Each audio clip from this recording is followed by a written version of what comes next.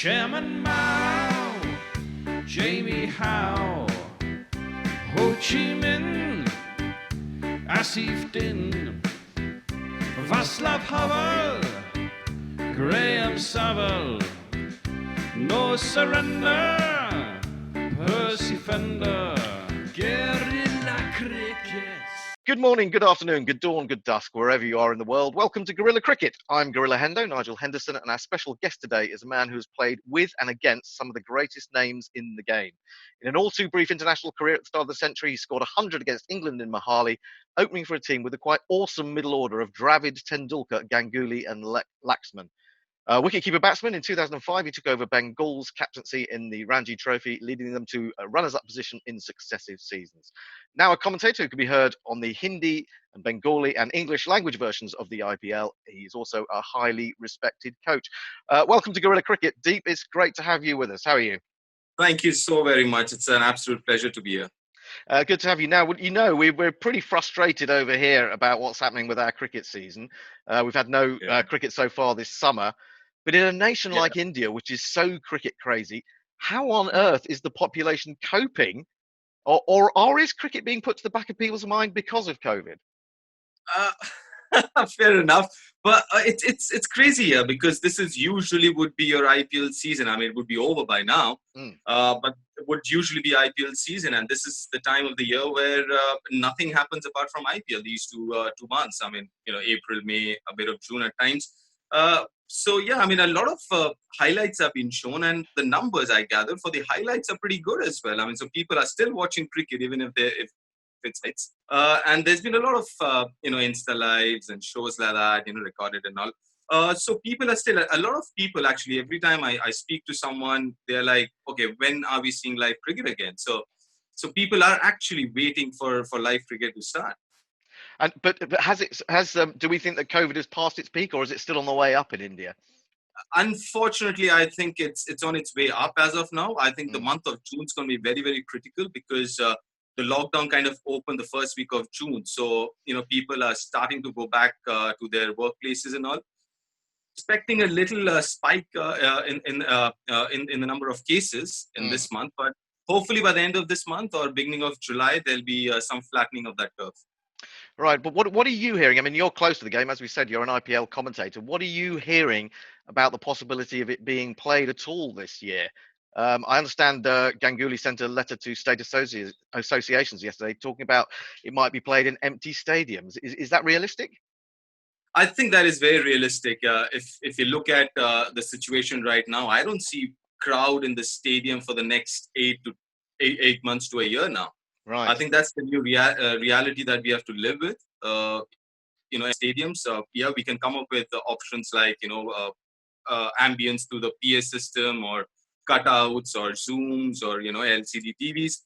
But I don't see crowd at the stadium for a while now till we have vaccines and major part of the population is vaccinated.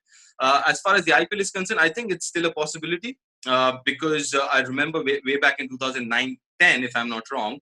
There was an IPL which lasted for 36 or 38, if I'm not wrong. All right. So I think there can be a window created because already BCCI has cancelled the Sri Lanka and the Zimbabwe tour. So that opens up a window a little bit of like September endish. Right now, October last week was is the World Cup still scheduled? Right. Yeah. So you still have a window, even if the World Cup's not cancelled or postponed for that matter, you still might end up getting a window of a month or a little over a month. What would you say? Would Indian fans like more to see an IPL without crowds, or India going and perhaps winning the World T20 in Australia? If you had to choose, I mean, often people say to us in England, would you rather win the World Cup or win the Ashes? What would people in India generally say about that? So what would you say, the Ashes? Well, we said the Ashes, but then we also wanted the World Cup, so it's kind of, we sort of stood on the fence with that one, really, in the end. So after we'd won the World Cup, well, of course, when they suddenly thought, we want to win the Ashes as well.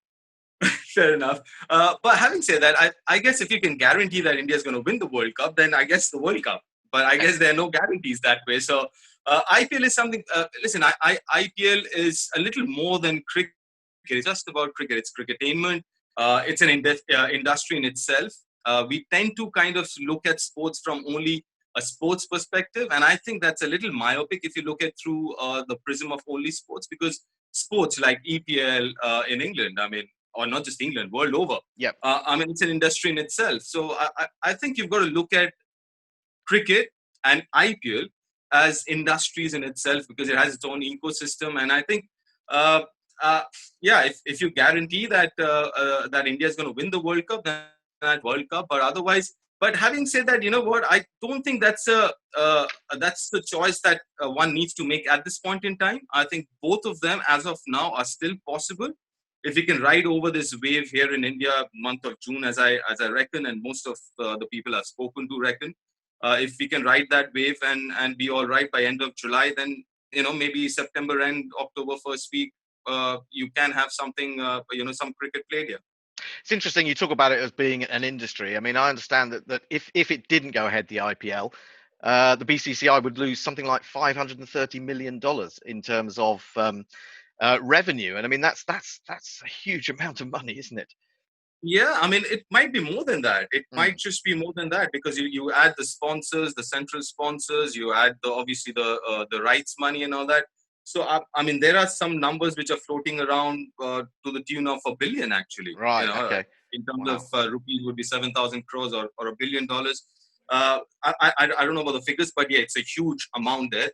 But the other important thing is what people don't really realize is the other industries which are connected, the ecosystem that I was talking about. You have the hotel industry, the airline industry, the hospitality, and the events and everything else. So, I mean, it's a huge thing from that perspective. It's not just about the BCCI. It's about all the allied industries as well. Yeah, that's a very good point. I suppose the other thought is that it might be moved to another country. I think I saw that being talked about yesterday, and of course there has been a precedent of that, hasn't there? Because we had, I think it was IPL 2 was in South Africa in 2009. How was that for Indian fans? Did it matter that they weren't going to the grounds or weren't be able to pack out the grounds? Is that something that really upsets them? It does to a certain part of the population, but end of the day, I think IPL or T20 per se is also a very television friendly format. And I think I mean, there is a huge population who love to watch it on the television, T20s, because of the broadcasting quality, everything else which comes along with watching it on television or any other even digital platform and everything else. So yes, while you might want to actually go and experience that, because in itself it's a fantastic experience watching it live in a stadium, but you wouldn't mind watching it on television either if you have that chance. Yeah, no, absolutely. Let's move on from the IPL a little bit and let's talk about you a bit more and your start in cricket. And I noticed on your website that you say you really had to work hard for your success. It's an interesting thing for English fans. We know what the general pathway is now to the England team, as it was, or even to one of the first-class counties. Yeah. What is it like for a young Indian promising cricketer? How difficult is it for them to make their mark? And how difficult was it for you, really? Well, I'll be honest. I've never been, and I don't think I've ever been the most talented individual in any playing 11 that I've played. So obviously had to slog it a little more. So, but what I really tried to do was be the most hardworking in any team that I was part of, and because that's the only way I knew how to do it. The other thing you mentioned about the system, I think the good part about like England and like Australia, the system itself is very robust. That's the reason you don't see big transition periods when a generation leaves and a new generation comes in, right? So that's one of the very, very important reasons why a country like India has maintained its position off and on top of the table. So I think from that perspective, it's like a very filtered and robust system. On top of that, there are certain filters which come naturally for a country like India, a populated country like India with 1.3 billion. Obviously, competition, because as far as sport is concerned, out of 5 sports, it'll be 1, 2, 3, 4 would be cricket, and then maybe a tennis or a badminton or something else, right? So everyone wants to play for cricket for the country. So competition-wise, yes. Then obviously with competition comes a lot of things like selection, because it's a team sport as well, right? It's something that you have to be selected.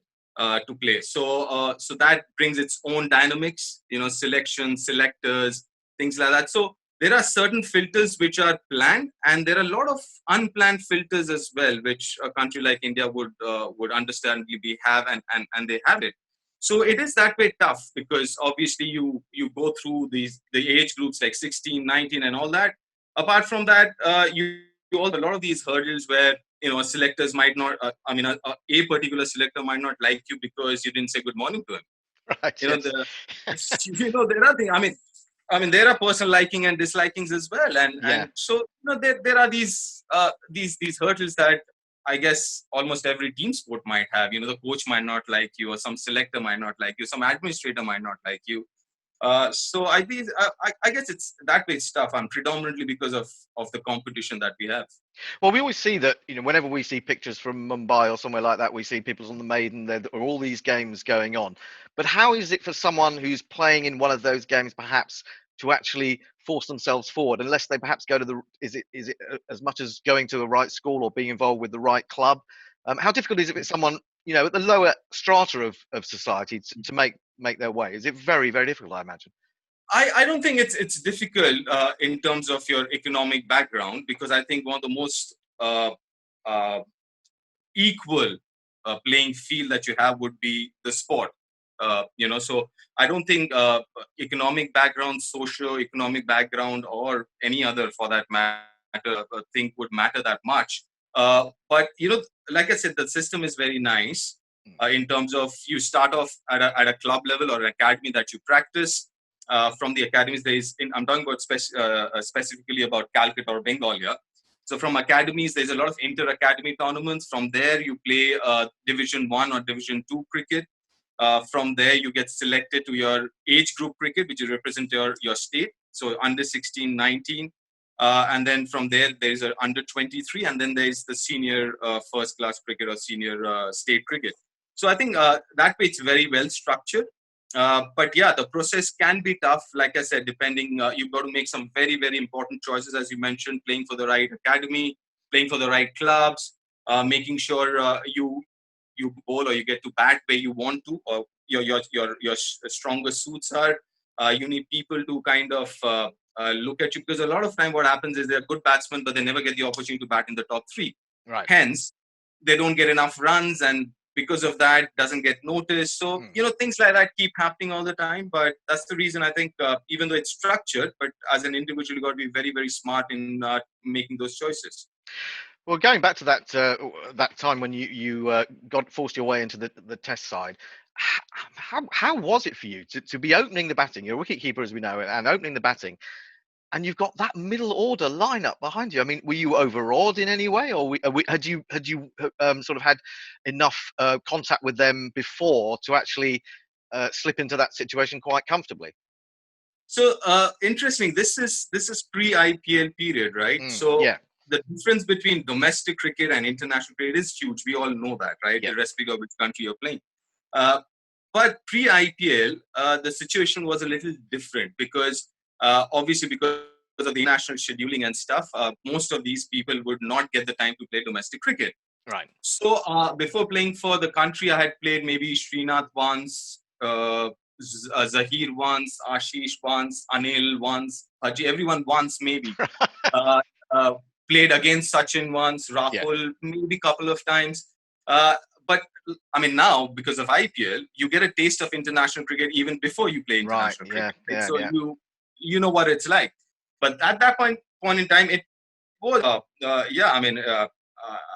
I was awestruck when I first got into that dressing room. I mean, you're looking at Sachin, Rahul, Saurav, because I had played a couple of games and I'd shared the dressing room, so I knew him a little better than the others. Yep. But from that perspective, it was. But I think one of the things that I actually have to mention is, we all know the names that you mentioned, Anil, Srinath, and obviously the top four batsmen in the middle order. They're all great batsmen, but what I think that they're better human beings than cricketers. So I mean, I had some awesome time with them. They were very, very accepting of any newcomers, not just me. Very open about it. They were very adjusting as well.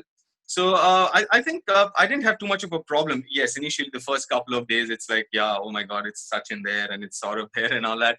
But yeah, after a couple of days, because one of the first, I think it was the first day, we landed in South Africa, and one of the first things that happened to me was Srinath said, what are you doing for dinner? Let's go out for dinner. So Anil, Srinath, we all went out for dinner. Right. And yeah, I mean, that was an icebreaker of sorts and was brilliant after that. I suppose you have to have a sort of a deep inner confidence. Is that something you would say you had, even if you think to yourself, I'm not the most talented individual, and I'm with these incredibly talented individuals, but you got to have a sort of deep well of confidence, really. Yeah, I actually did. I actually did. I think one of the most important things, which I'm sure you heard before as well, I mean, to sustain yourself or stay there for longer periods at international cricket, yes, your talent is important. But how strong you are mentally, I think that makes a huge difference. One of the things I think I didn't cope up really well with was the criticism. That's something that a lot of people are not kind of to criticism or being told or whatever. So I think those things you learn, and but the confidence part, as you mentioned, I mean, obviously once you're there in that dressing room, and what helps is I mean, my first test, I got 30 odd runs, right? And straight away that gave you that confidence. Right. That, what, it's all right. And the first over or so, it was like, oh, you're playing Sean Pollock. I was like, oh my God, what's going to happen? Whether I can survive or not. And then you survive the first over, then you say, you know what, I think I can survive. And then you score a few runs, then you start thinking, you know what, I think I can score runs as well. So I think that happens step by to a certain extent. Is it the first thing of actually just feeling the ball in the middle of the bat? Is that the thing that suddenly gives you that bit of confidence? Yeah, I remember my first scoring shot was a cracker of an on drive to Makai and Etini. And I'll be very honest, I was it was a good length ball, and Makai and Etini's action was coming back into you, right? I was actually trying to protect my jewels. But I couldn't believe myself how well I timed that shot. I was like, oh my God, that was a good shot.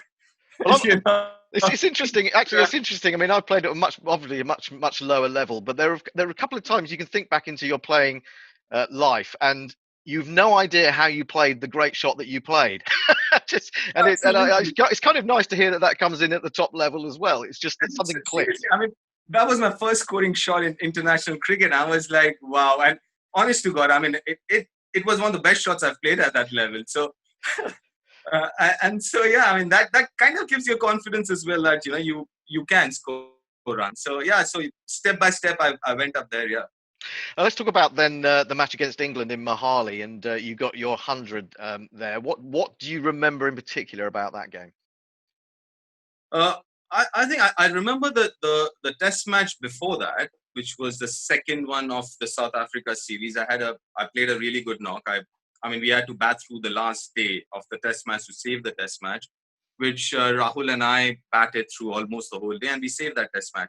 So I think I was carrying that that confidence into that test match.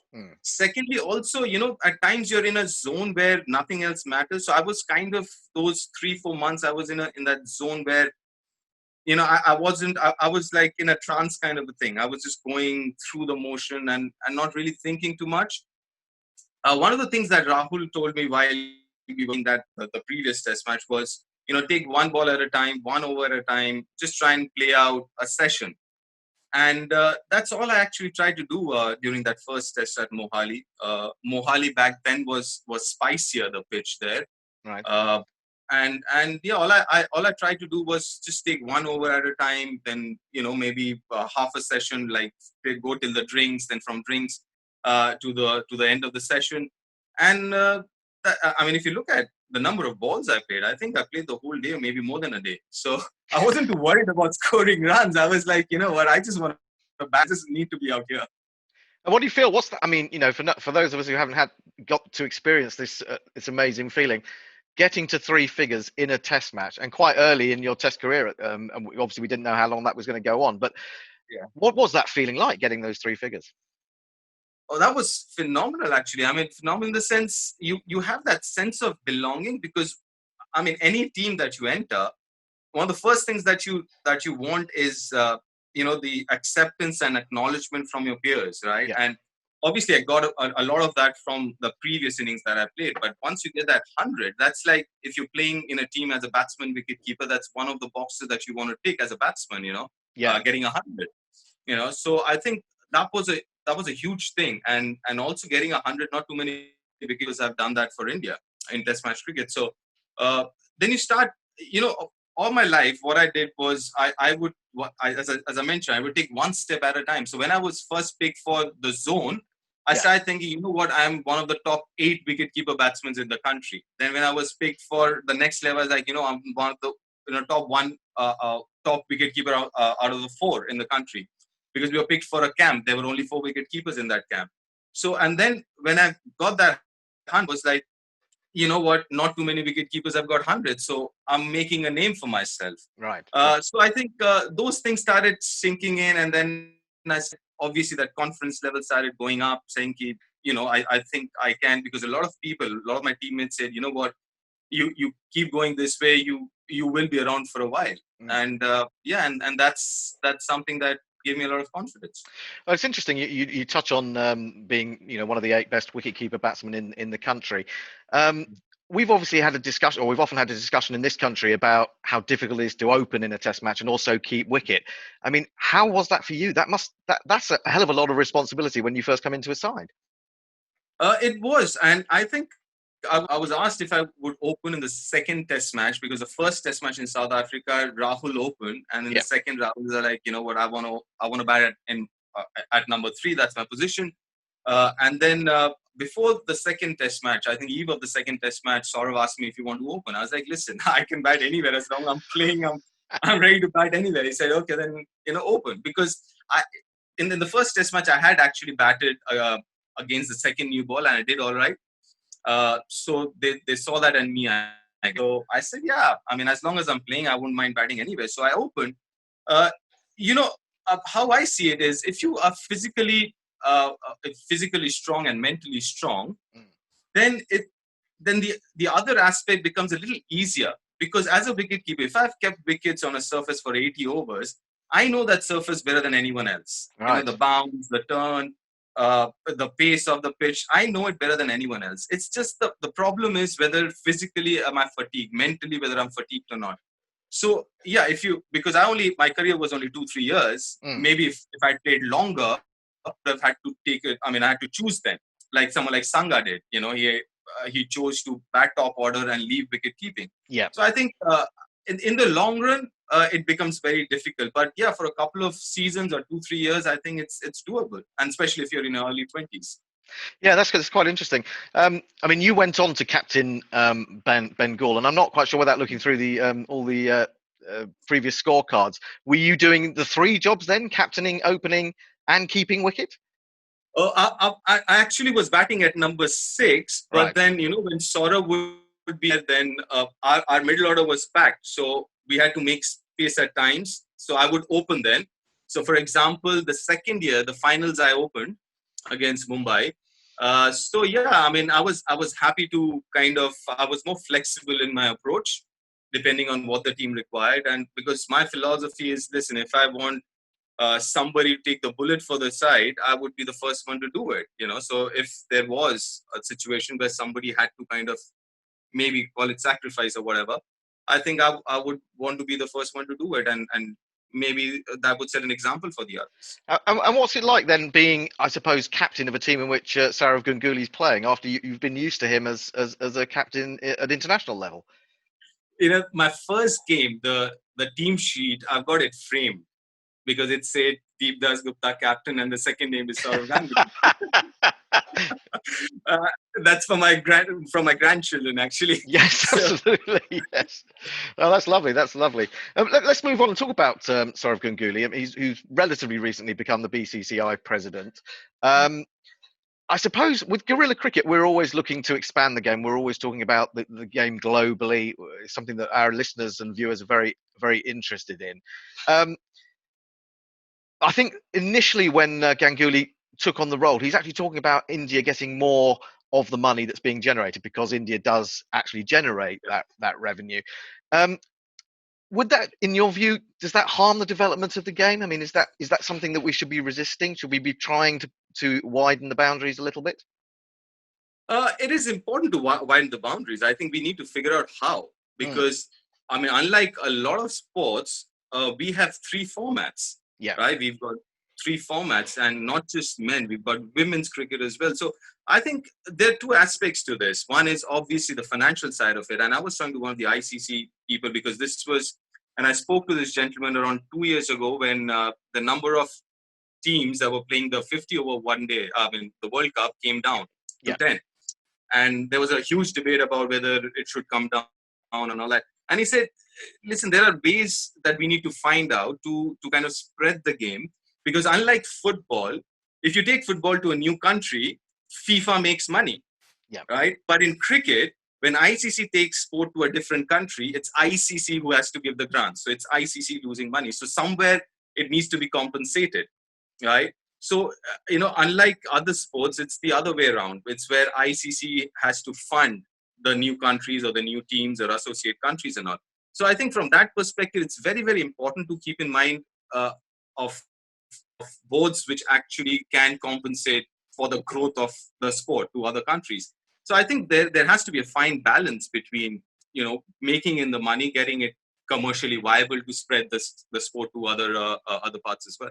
Do you think, though? I mean, we've moved on a little bit from the notion of the big three from a couple of years ago, when India, Australia, and England were accused of sort of creating this cabal.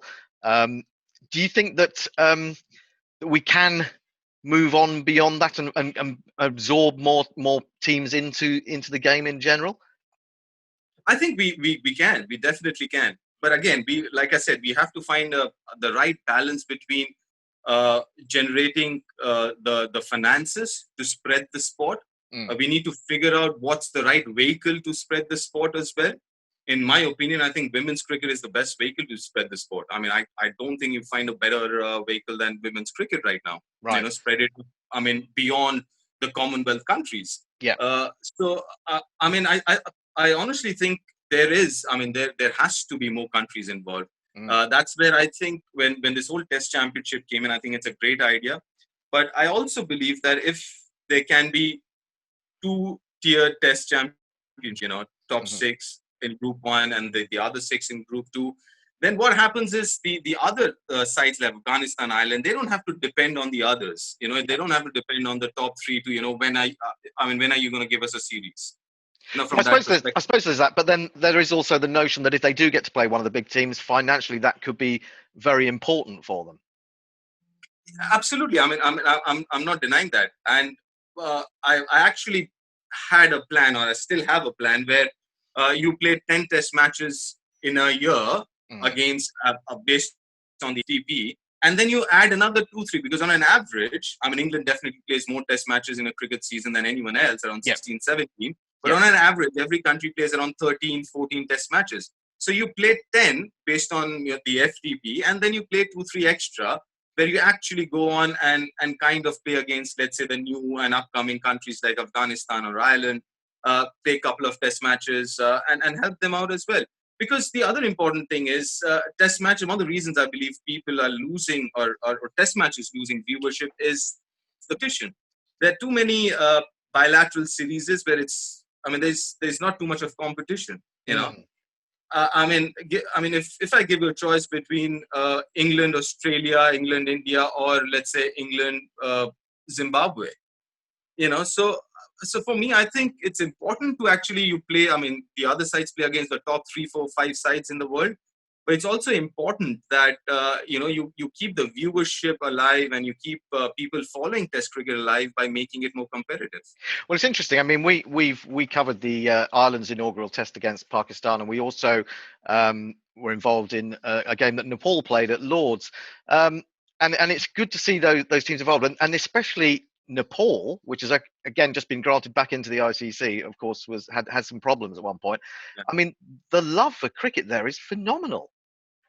Absolutely, yes, and that's where I think the other countries, rather than they can support countries like Nepal Nepal, Afghanistan, with infrastructure, with sending in cricketers and coaches, getting them to come over and here against, let's say, the India A side or the England A side, the tour. Yeah.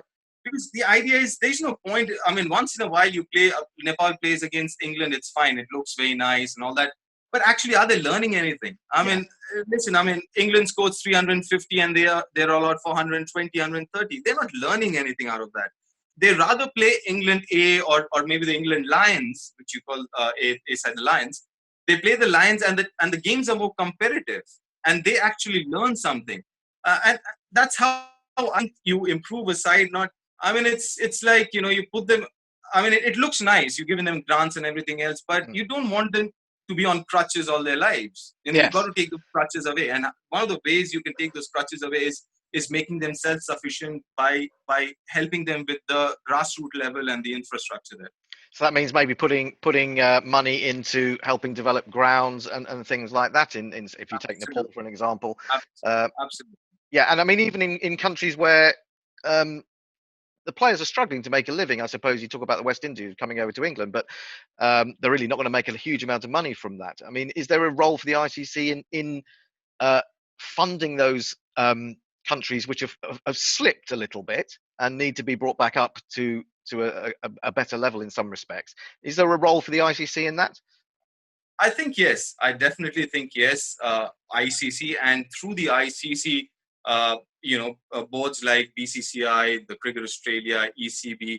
I think obviously these three boards, and also add Cricket South Africa in there as well, has to help. There's no two ways about it. Because obviously look at Zimbabwe right now.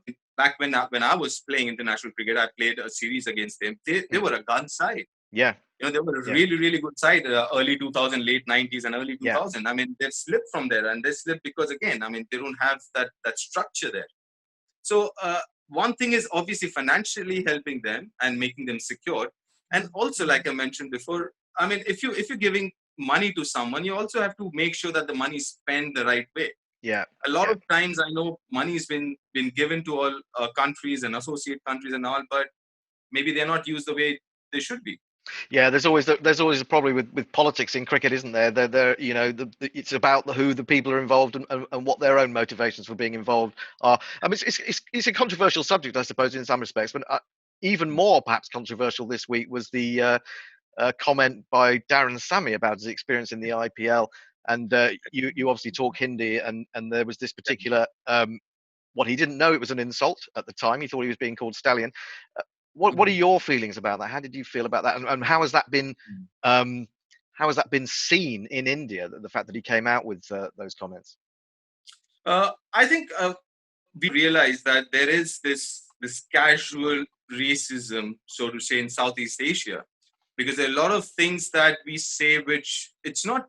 See how the Western world looks racism is a little different from how maybe Asia or Southeast Asia looks at it. Right. And obviously it's layered. It's not as because our society is so layered. So it's like a country like India, there like you can actually find good 6-7 countries within India. So obviously, I mean, we're definitely not happy about it. It'll be justified by any stretch of imagination. But there's something that obviously everyone's looking inward now and needs to look inward and say, you know what, it's time to start looking at these casual words that we use, which might not be right. As far as Darren Sammy not knowing the meaning of it, I'm not too sure about that. I saw a tweet, he tweeted way back in 2014 wishing someone happy birthday, and he mentioned something. So I'm not too sure whether he did not know the meaning. I find that a little strange, but again, not justifying the use of the word. He mentioned that word in a tweet to you, you're saying? Yeah, he did that. He did that. I saw a tweet way back. I think I'll tell you the date. I think 1st November 2014. Okay, that's interesting to know. Yeah, it's become a sort of a more high profile situation. We've had various people in this country, Michael Carberry, recently talking to one of the podcasts about the way that black people are seen in cricket now. Let's move on from that to more pleasant things in a way. One thing, yes, of course. Quickly, one thing. I mean, I know, I mean, Mark Arbery mentioned about it, obviously Dan Sammy mentioned about it, but I tell you what, India, at least I can speak for India, one of the most secular, equal places that you can find is the cricket field or the sports field. You know, so I mean, I don't know. Like I said, I mean, it's part of the society that, like I said, we're not happy about it, and it's time for us to kind of introspect. Okay, let's talk about your coaching career, because that's I think that's what you've embarked on a lot. Tell us a little bit about that and where you've been involved. Well, I've been involved with the cricket division of Bengal, which is the Bengal first class side, as a consultant coach. I've coached the India under 23 way back in 2013-14. Then the media career happened, and then because I've always been a passionate coach, I've always been passionate about coaching, because I think it's fun. You see a kid, you say something to a kid, and the kid starts doing well. The gratification it's unbelievable. But having said that, because of the media commitments and all, I can't give too much of time to coaching. So one of the things that I've done in the last couple of months is start my own website with online coaching called deepdasgupta.com, and it's open to everyone and anyone. So I don't have to be physically there. So I could be doing an India-England series, and in the evening I can actually look at the videos and send my suggestions or advice through online. It's incredible, isn't it, really, when you think of the technological advances? Because, you know, the notion that when I was younger, that the idea that I could actually talk to an ex-test cricketer or get some coaching tips, you know, you might get that if you were lucky enough to sort of, there was some sort of open day at your county or something like that. But the notion that you could actually have that concentrated focus from, you know, a world-class coach is an astonishing feeling. It is. That's, see, what used to happen was a lot of people would send me videos of their kids and all. I was like, you know, I would anyway send it back to them. But now, you know, I was working with a friend of mine who's based out of England, actually.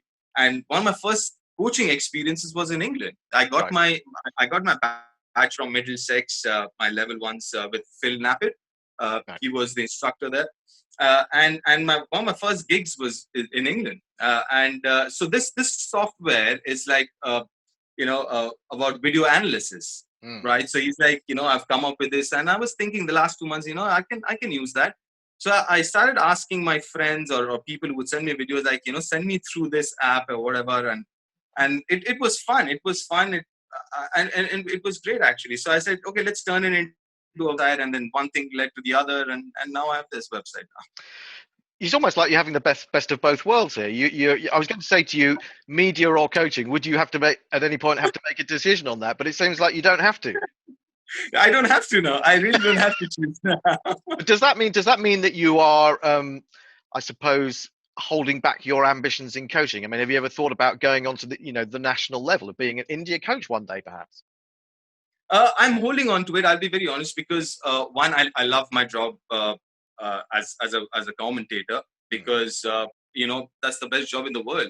All your life you've done is play the game. Now all you have to do is watch the game, talk about it, sit in an AC room. You don't even have to be outside, right? Yeah. You travel the world.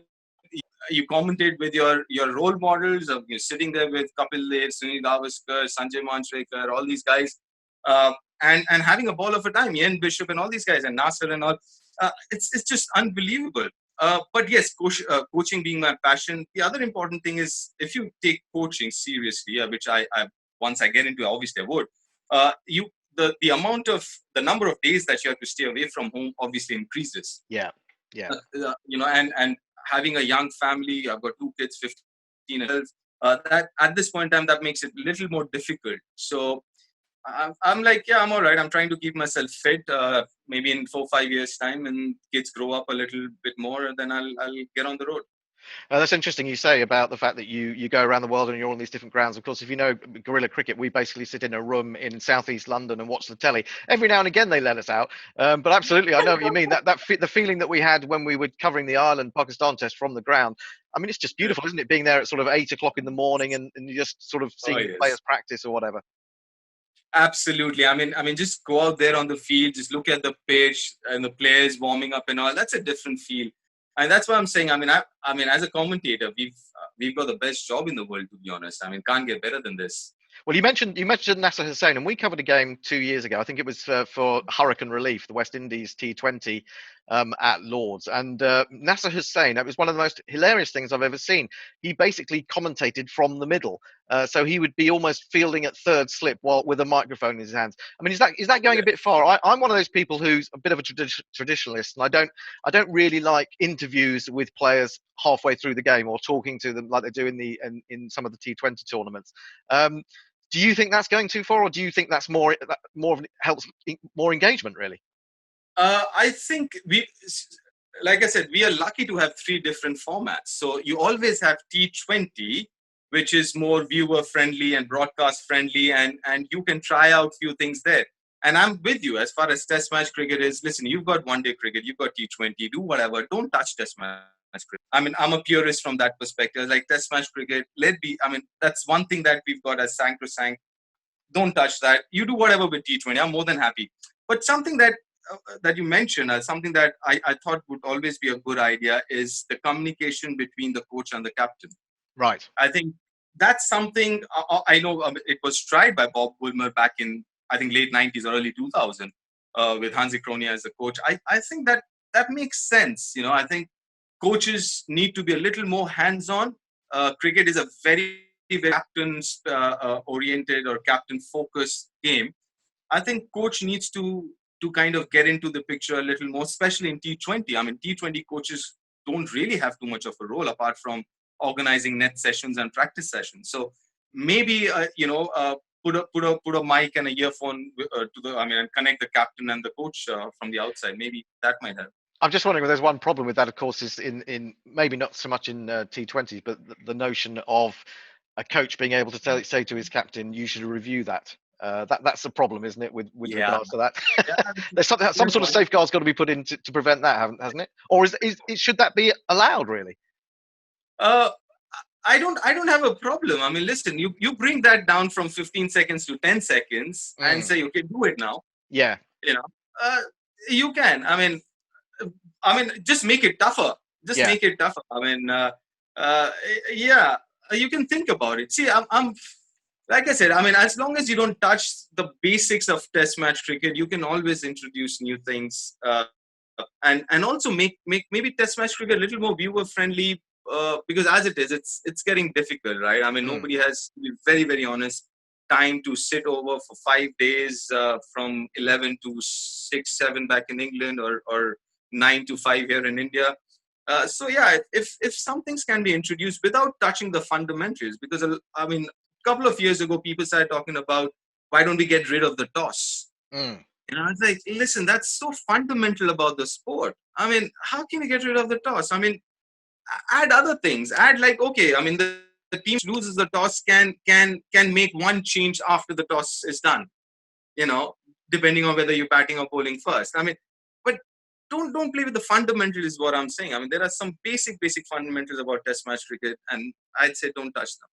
Yeah, that's fine about Tests. I mean, we had the situation in England where they did allow the away team in county cricket to have first decision on what they wanted to do. I don't know whether that was the right one or not. I mean, talking about fundamentals in cricket, the ball. Let's talk about the ball, because I think you've been quite outspoken in regards to ball tampering. And I think, if I'm not wrong, that you think that should be allowed.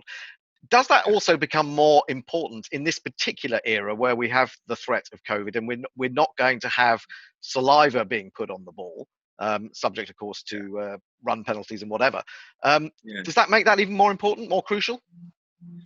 I think it does. And when I said legalize ball tampering, which you're mentioning, I'm not saying get stuff from the outside, like, bottle caps and stuff like that. Yeah. I mean, something like nails or something, you can use nails, your own fingernails, that is.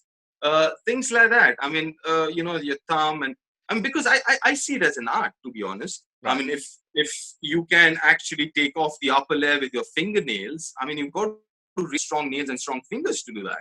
I mean, that for me could be. I mean, is as good as any art form. So things like that, and now, especially now, I think they have to think about it. I mean, the playing conditions which have recently come out, I don't see a full stop after that. I see a comma. Mm-hmm. I think it's theoretically all right, but we need to find out if it's practical or not. All those 5 changes that are coming in, you might see a few more, is what I reckon. See, if you're playing in England and you can't use saliva, I don't know. I mean, you take one of the most important weapons out of their armory, and you haven't given anything back to them. My point is, okay, I understand, I completely agree that at this point in time, you shouldn't allow saliva, but you've got to give something back to them. Maybe use the ball. You can change the ball after 40 overs. You get a new ball after 40 overs, or you can use Vaseline or something like that. Something on those lines. You've got to give something back to the bowlers if you've taken something as important as that and as basic as that. Yeah, no, it's a very interesting point. Let's just wrap up by talking about what's going to happen in the next few months. I mean, well, we're obviously getting quite excited here because we've got the potential of the England-West Indies series and then perhaps England-Pakistan to come after that. Because of the lack of cricket, of the live cricket or cricket that's being played at the moment in India, is there going to be an extra focus on watching that England-West Indies series, do you think? Absolutely, yes. Because the timing is also spot on. If you look at, 11 a.m. start there back in England, it would be 3:30 here in India, and that's like bang into your time. So yes, no live cricket for 3 months. Everyone's waiting for it, and also to look at how with these new conditions, playing conditions, and how the players cope up with it. How do things change? For example, you can't apply saliva, but if somebody does by mistake, you go to clean it. How are you going to clean it? You can't clean it with a towel, right? You're going to clean it with a disinfectant, which may be a sanitizer or something. What's the effect of the sanitizer on the ball? How is that going to affect? Now, that is an interesting idea in COVID land, isn't it? Having the notion of putting hand sanitizer on the ball. Yeah. So you talking about? Can you imagine somebody spraying the ball and then you never know. If somebody realizes that using a sanitizer actually helps in reversing or something, then you don't mind giving away 5 runs, do you? If the ball starts reversing. I suppose that's absolutely true. Yeah, it'd be fascinating to see. Yeah, I'm actually looking forward to looking at how both these teams go around, in these new playing conditions. Yeah, as an ex-player, and if you were playing now, how do you think you would feel? Would you feel we've got this idea of having now COVID substitutes, but if someone goes down with the illness or tests positive for the illness halfway through a game, or even a day or two into the game, is it right that you continue the game with a substitute? Shouldn't everyone be immediately tested and perhaps the game brought to a halt? So there's this doctor who got in touch with me, and he says, the WHO protocol says that if somebody is found positive, then everyone who's come in touch with that person has to go into quarantine and need to get tested. Yeah. So I completely agree. I don't know. That's the reason I said theoretically everything sounds all right, but we need to see the practicality of all these playing conditions that has come out. The other thing, I was talking to someone, and someone came up with this great idea. It's like, why are we starting with a test match? Why not start with T20 and ODI? Because it's comparatively, I wouldn't say, over 5 days, you don't know. The uncertainties are little, in terms of bigger as compared to a 3-hour game. What I'm saying? Maybe should have started with T20, but you know what? I'm not complaining as long as I see live cricket now. See some cricket. Well, it's been brilliant talking to you, Deep. Thanks very much for giving us your time. Are you planning to come over to England at some point in the not too distant future? Yes, I am actually. I've got family there. I spend a month and a half almost every summer back in England. So yeah, this summer didn't work out. So let's see. Definitely next summer. Fingers crossed. Maybe before that as well. Brilliant. Okay, it's been fantastic to talk to you, Deep. Keep in contact with us. We'll hopefully talk to you through Cricket Tracker or various other things as well. And good luck for everything you're doing. Thank you so much. It was an absolute pleasure. Thank you very much. Cheers. Get